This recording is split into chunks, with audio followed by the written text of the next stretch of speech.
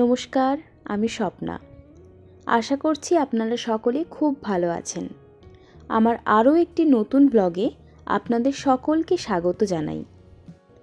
আজ বিশ্বকর্মা পুজো, তাই আমি আর কুনাল বিকেলে বেরিয়ে পড়লাম ঠাকুর দেখতে যাওয়ার জন্য। এখন ঘড়িতে ওই 5:50 মতো বাজে। আমরা দুজনে বেরিয়ে পড়লাম। আজকে রাস্তায় দেখছি প্রচুর ভিড়।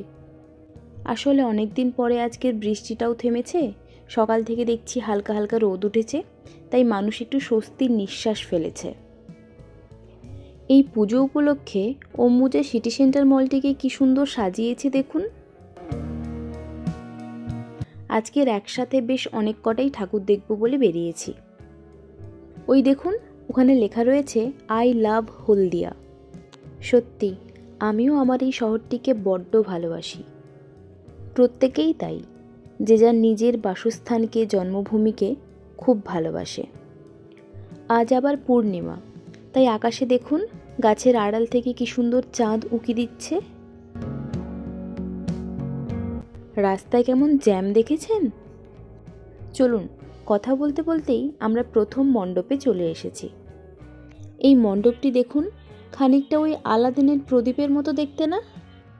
বাহ, এখানে ঠাকুরটি ছোট্টর উপরে খুব সুন্দর করেছে।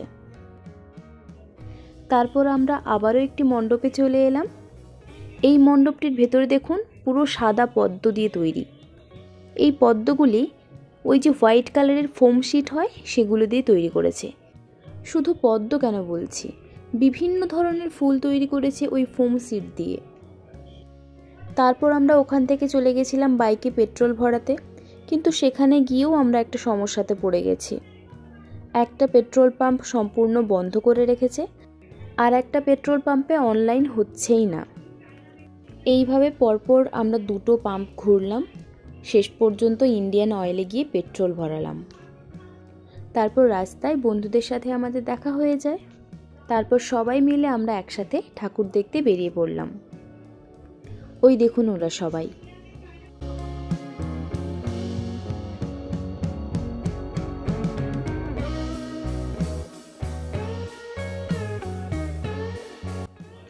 ও বাবা, দেখেছেন এখানে কীরকম ভিড়। তবে যতই ভিড় হোক, এই ভিড় ঠেলে তো আমরা যাবই। তবে জানেন, কুনালের আবার এত ভিড় পছন্দ নয়, তবুও ওকে আমি জোর করে ভেতরে নিয়ে এসেছি। চলুন, আমরা হাঁটতে হাঁটতে মণ্ডপের কাছে চলে এসেছি। এইবার বুঝতে পারলাম মণ্ডপে এত ভিড় কিসের জন্য। মণ্ডপের থিমটা দেখেছেন? সহজ পাঠের বর্ণনায় মোড়া মণ্ডপ, যার সাথে আমাদের শৈশব জড়িয়ে আছে।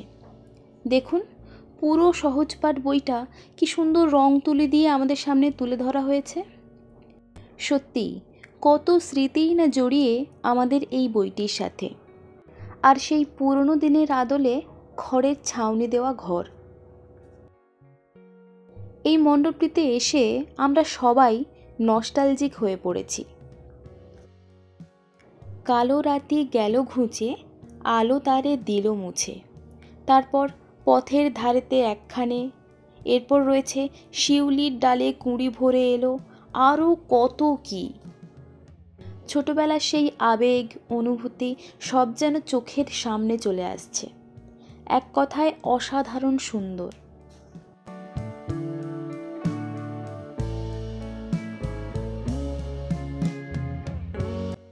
চলুন মণ্ডপের ভেতরে প্রবেশ করি।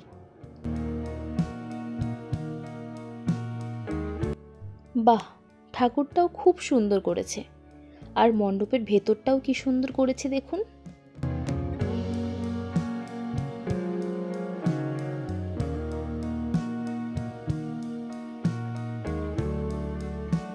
কথা বলতে বলতেই ভিড় ঠেলে আমরা আরেকটি মণ্ডপে চলে এসেছি। এই মণ্ডপটিও বেশ সুন্দর করেছে। এই মণ্ডপটি আবার দেখুন কফি কাপ দিয়ে করেছে। সত্যি, আমাদের নিত্য প্রয়োজনীয় জিনিসগুলি দিয়ে যখন কোনো মণ্ডপ সেজে ওঠে, সেটা একটা আলাদাই ভালো লাগা। এখানে তুলনামূলকভাবে ভিড়টা একটু কম ছিল, তাই এই সুযোগে আমরা দুজনেও ফটো তুলে নিলাম। চলুন এবার চটপট মণ্ডপের ভেতরে প্রবেশ করি।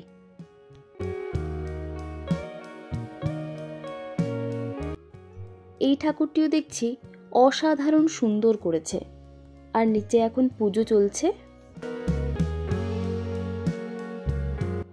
চলুন আজকের প্যান্ডেল হপিংয়ের আমরা শেষ মণ্ডপের দিকে যাই। এখন প্রায় ওই রাত 8:45 বাজতে চলল। দেখেছেন মণ্ডপের সামনে ভিড়টা ঠিক কীরকম? আর মণ্ডপের ঠিক পাশেই এখানে একটি ডান্স প্রোগ্রাম চলছে। চলুন আমরাও এই ভিড়ে সামিল হয়ে ভেতর থেকে ঠাকুর দেখে আসি।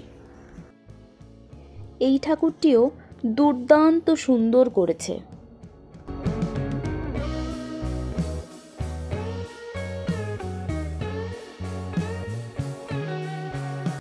আর দেখছেন ভেতরে কি সুন্দর চারিদিকে পাটের কাজ করা, এত নিখুঁতভাবে এই ডিজাইনগুলো ফুটিয়ে তুলেছে, সেটা স্বচক্ষে না দেখলে অনুভব করা যাবে না। আর আমিও তো নতুন নতুন ভিডিও করা শুরু করছি, অতটাও পারদর্শী এখনো হয়ে উঠতে পারিনি, তাও আমি যতটা পারছি আপনাদের সামনে তুলে ধরার চেষ্টা করছি।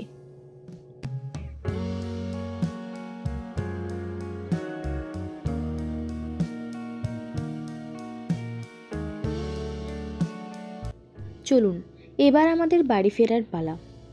ভিডিওটা তাহলে এখানেই শেষ করছি। আপনারা সকলে ভালো থাকবেন, সুস্থ থাকবেন। আর ব্লগটা কেমন লাগলো সেটা আমাকে কমেন্ট করে অবশ্যই জানাবেন।